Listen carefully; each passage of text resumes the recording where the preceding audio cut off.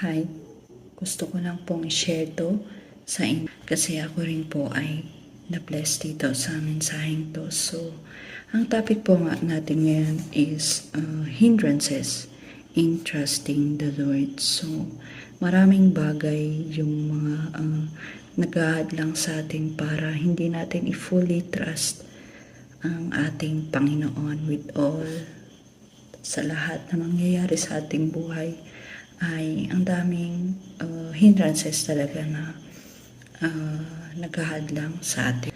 Gusto kong i-share kasi it's my experience and sa mga nakikita ko rin. So, una is pride po.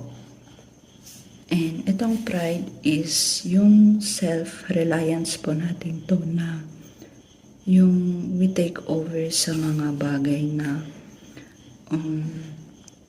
without the consent of God, we take over na labas sa will ni Lord.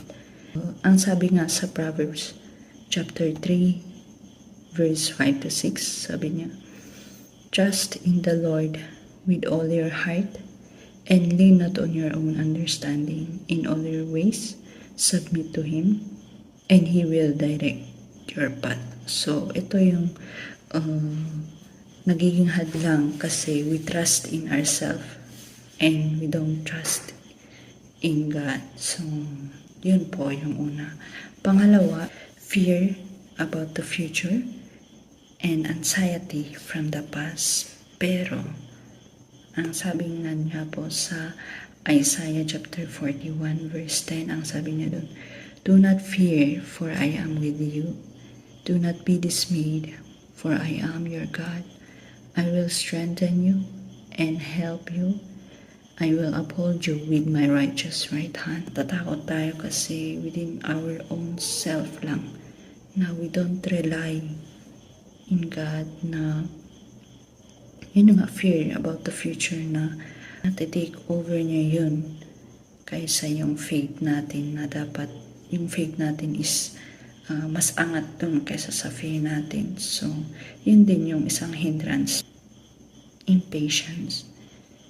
Tayong mga tao is parang hindi tayo mapakali sa mga bagay na gusto natin. Gusto natin yung gusto natin. But then, ang sabi ni Lord, Isaiah chapter 55 verse 8, "For my thoughts are higher than your thoughts,